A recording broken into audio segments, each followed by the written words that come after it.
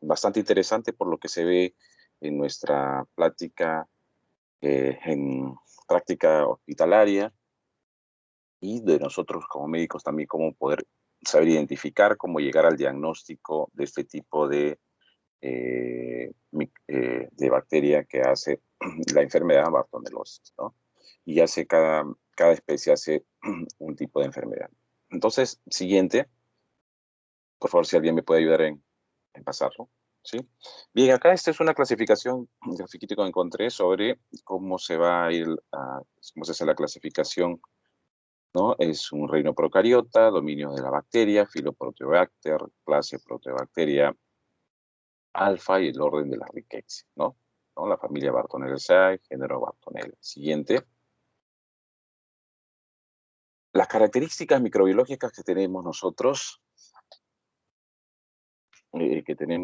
son que son anaerobios, son facultativos intracelulares, lo vimos así igual como la brucela, ¿no? Son facultativos intracelulares que pueden infectar a personas sanas, pero normalmente son consideradas patógenos oportunistas, ¿no? O sea, facultativos intracelulares quiere decir que puede estar dentro o fuera de la célula, ¿no? Y como lo menciona, la mayoría son considerados saprófitos o patógenos oportunistas. Características de crecimiento: crecen bien en medios enriquecidos a 28 grados centígrados, no utilizan los carbohidratos básicamente para su desarrollo. Siguiente. Eh, ahí, ahí tenemos más o menos algunas características en cuanto a la morfología. Son bacterias gram negativas, ¿no? Multiflagelar, tienen varios flagelos de 2 a 16. Podemos verlo en el gran tipo cocoide, ovoide o cocobacilos, ¿no? Aeróbicos oxidasa negativos, el tamaño más o menos de 2 o 3 micras de largo, ¿no? Es una proteobacteria pleomórfica. Siguiente.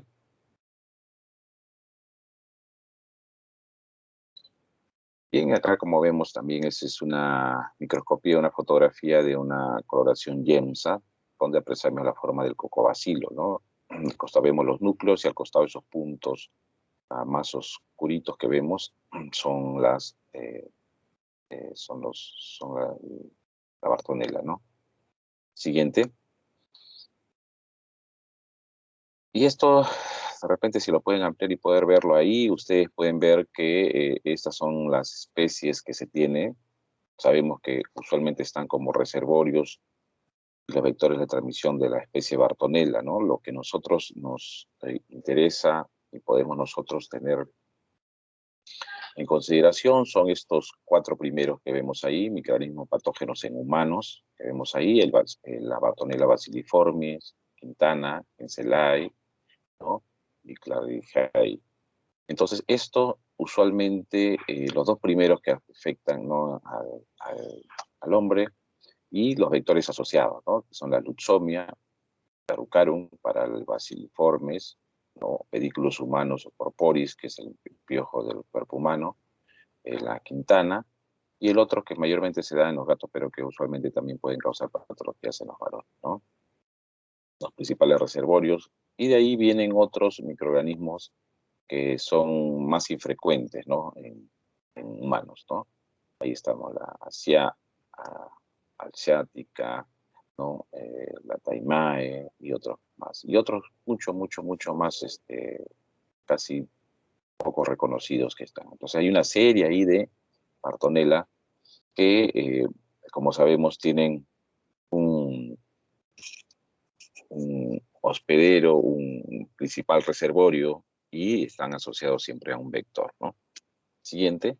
No, y al costado tenemos un cuadrito también que le quise colocar acá, del Kahneman, en donde para nosotros poder identificar cada uno de ellos, para poder identificar las especies, en Bacilliformes, Quintana, Francelaes, que es lo que nosotros más nos debe llamar la atención, vemos algunas características microbiológicas que tenemos que tener en cuenta para poder hacer la diferenciación, ¿no? El tipo de hemólisis, la oxidasa, catalasa, ¿no?, la reacción de la ureasa, el lindol, la motilidad, ¿no? Ciertas características bioquímicas que nosotros podemos exponer a cada cultivo de desarrollo y poder hacer la diferencia y poder nosotros tener una diferenciación y poder distinguir entre una especie de otra. Siguiente.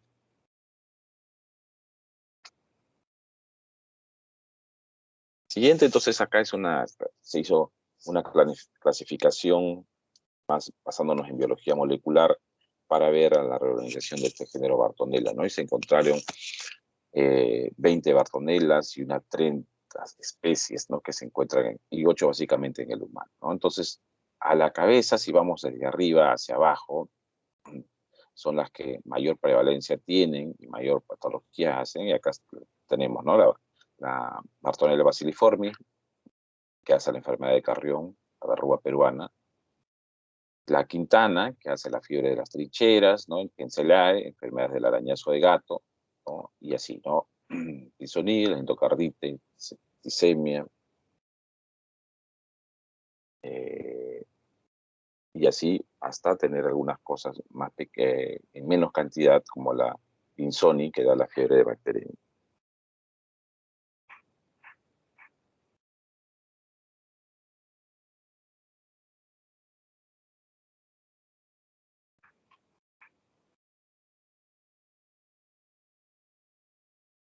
Pero, ya.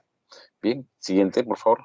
Entonces, ahí está. Está bien. Entonces, acá tenemos dos principales, ¿no? Que vamos a hablar aquí. Son la Bartonella Quintana y Bartonella Kinsella. Quintana, como ya habíamos mencionado, fiebre de las trincheras. ¿Cuál es el vector? Los piojos o pedículos humanos, ¿no? El reservorio es el hombre. Mayormente atacan a personas inmunocompetentes que hacen fiebre de la quinta o de las trincheras. Y en pacientes inmunodeprimidos hacen hematosis axilar, ¿no? Enfermedad por arañazo de gato por Bartonella henselae. La vector son las pulgas, el reservorio el gato, y el hombre es un huésped incidental, usualmente que se hace una linfadenitis regional, usualmente es autolimitada, ¿no? Y angiomatosis vacilar en una pacientes inmunodeprimidos sobre todo. Siguiente.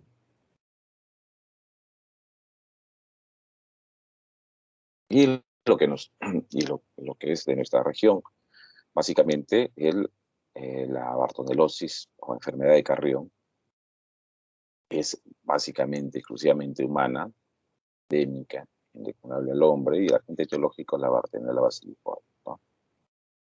Lo descubrió el médico Alberto Barton en 1909, ¿no? Y de esto tenemos nosotros que el estudiante de medicina se aplicó, Carrión se aplicó una dosis para ver la evolución de la enfermedad, ¿no? Siguiente. Ahí tenemos las características. Es un gran negativo, bacilo gran negativos, o también cocobacilos, ¿no? En forma de L, lo ven cuando lo vemos a la microscopía, tienen flagelos, eh, multiflagelos o múltiples flagelos unipolares, son aerobios, oxidasa negativa, y como habíamos mencionado, como los tipos de Bartonella, bacterias intracelular facultativas, ¿no? ¿Dónde lo vamos a ubicar? Usualmente en las hematías o en las células endoteliales. Siguiente.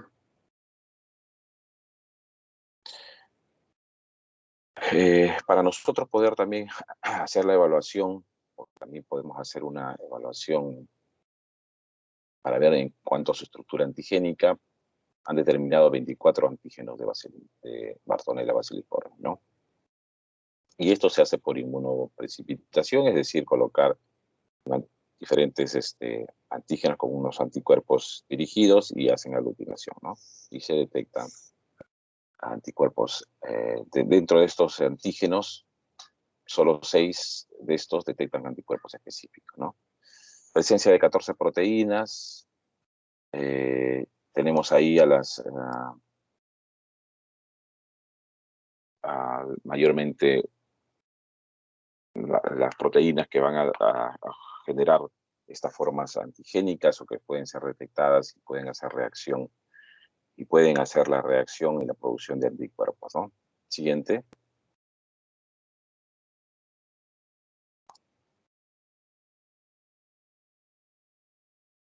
Ahí está. Estas son las proteínas de localización citoplasmática, o sea, están en el citoplasma.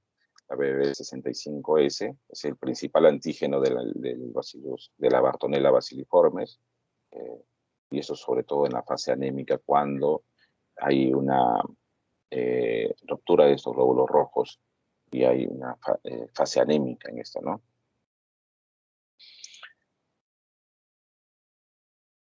Y usualmente cuando se ha hecho pruebas, eh, para ver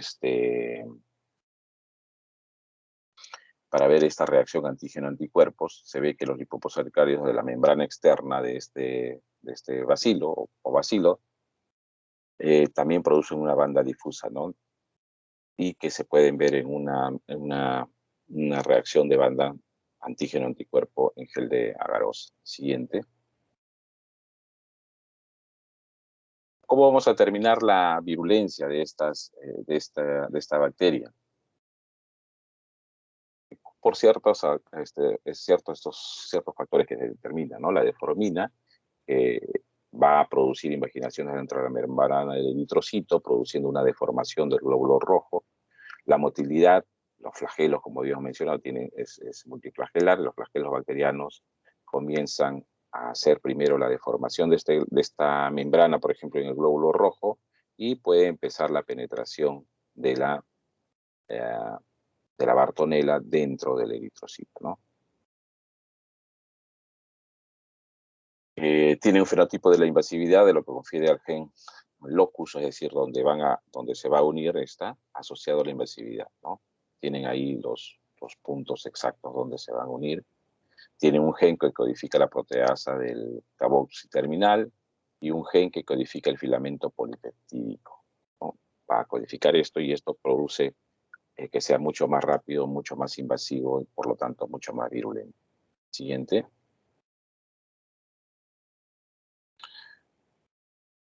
¿Cómo se va a producir la fisiopatología y el producto de esta enfermedad? Entonces, las bacterias van a entrar al torrente sanguíneo, ¿no? Salen eh,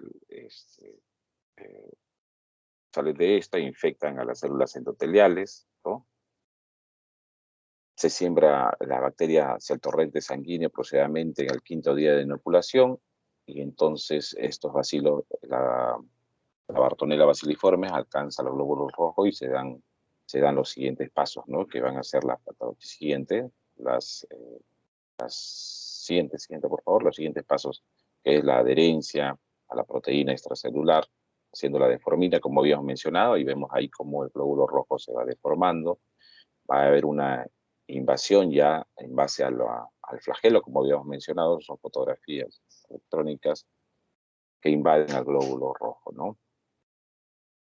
La persistencia de este momento de adherencia produce un daño físico, ¿no? Y va a producir la introducción del antígeno a la membrana del eritrocito. Entonces, va a estimular al sistema del retículo endotelial, ¿no? Al producir este daño físico, va a estimular el sistema del retículo endotelial, produciendo una intensa eritrofagocitosis, ¿no? O sea, los macrófagos empiezan a eliminar estos glóbulos rojos porque están dañados, por lo tanto, dando como resultado una anemia hemolítica, ¿no? Entonces, esta bacteria ingresa, ¿no? Hace la invasión al glóbulo rojo, estos se ven invadidos, por lo tanto se ve como un elemento extraño. El sistema retículo endotelial reconoce esto y empieza a hacer la fagocitosis de estos eritrocitos, produciendo la fase anémica. Siguiente.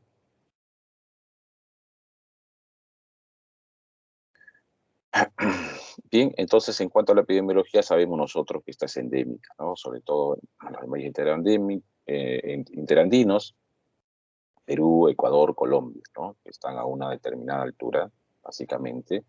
Acá en el Perú, el foco inicial en 1945 se dio en Ancash, ¿no?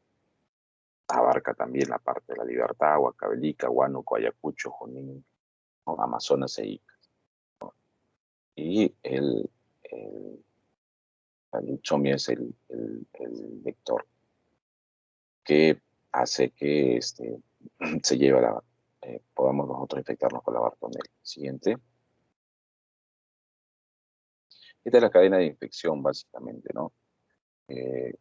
Por la leucemia verrucosa, que es el vector, ¿no? Leucemia verrucosa, verrucans o peruensis o peruanensis, entra por la piel, ¿no? El agente del bacilo baciliformes, ¿no? El reservorio, hay una variedad de animales, pero también el reservorio principal, el hombre, ¿no? Y la puerta de salida, por donde también vamos a contagiar, es por la piel directamente, ¿no? Entonces, básicamente ese es el modo de transmisión directa, o también por el modo de transmisión directa por los vectores, ¿no? Que es la leucemia verrucosa. Siguiente.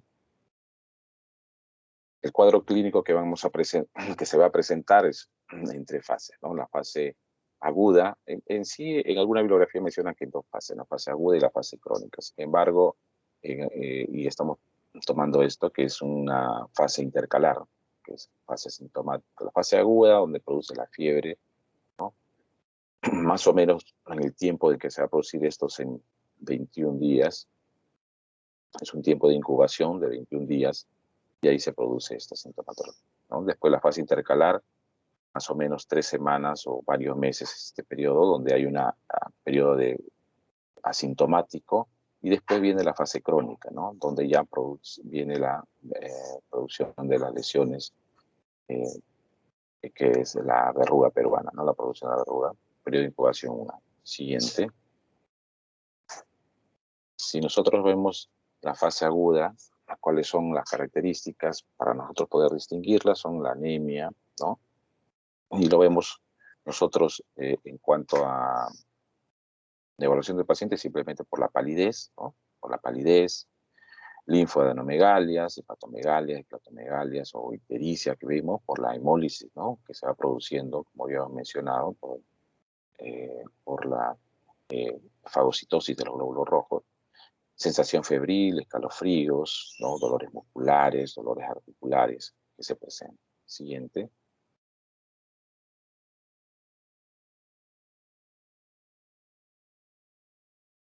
Bien. Bien, y acá, ¿cómo hacemos nosotros el diagnóstico, el diagnóstico de Bartonella? Primero, la parte epidemiológica, que es importante, ¿no? El antecedente epidemiológico, el lugar de provenir, de dónde viene, entonces nosotros debemos saber los lugares donde hay prevalencia de esta enfermedad, el cuadro clínico que presenta. Le hacemos un examen de flotis de sangre para verlo. Sabemos que está en los glóbulos rojos y pueden estar intracelulares o extracelulares cuando ya hay una hemólisis. Le hacemos la gota gruesa, ¿no? Giemsa o RAI. Ahora vamos a ver cómo lo hacemos, que es colocar una gota de sangre, un portaobjeto, hemolizarlo con otra laminilla, hemolizar esta gota de sangre, dejar que se seque, fijarlo, también hacer una extensión y colorearlo, ¿no? Con Giemsa o RAI. Y vamos a poder visualizar ahí los cocobacilos, como vimos en la fotografía al inicio, que son cocobacilos, bacilos o en forma de L, característicos de la Bartonella, ¿no? Podemos hacer cultivos de sangre, como cultivos, y podemos hacer los repliques y poder ver el desarrollo de esta, hacer serología, ¿no? Detectando sus antígenos que habíamos visto característicos y enfrentándolos, ¿no? Usualmente esto, cuando ya ha pasado más de 15 a 20 días, ya que han generado anticuerpos y pueden hacer una reacción antígeno-anticuerpos, ¿no? Y los cultivos que hemos mencionado en agar de repente de las lesiones que puedan presentar. Siguiente. Y esto de acá, lo que se hace en el laboratorio, básicamente, ¿no? Es la gota gruesa, que es una prueba que no demora más de 45 minutos por el hecho de una coloración, que es simple. Se toma la muestra de sangre, ¿no? Se toma la muestra de sangre, se coloca en un portaobjeto, ¿no? Se hace una extensión, se deja secar la lámina, se colorea con ray o yensa y se ve al microscopio, ¿no? Y se mira al microscopio. Siguiente.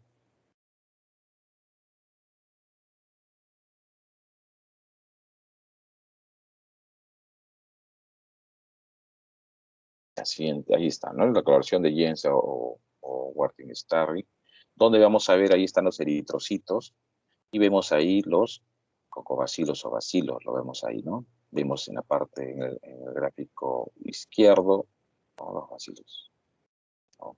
Indiscutible nosotros poder hacer el diagnóstico en esto.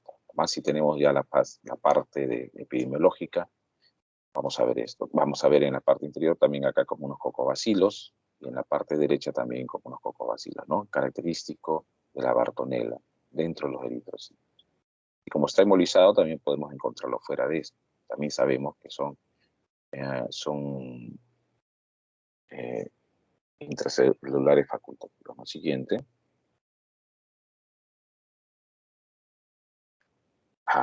Tratamiento. El tratamiento que se ha dado en la fase aguda son la ciprofloxacina actualmente por 14 días, ¿no? Cada 12 horas. Y hay que dosificar si son menores de siete o menores de 14 años, vamos haciendo la dosificación diferente, ¿no?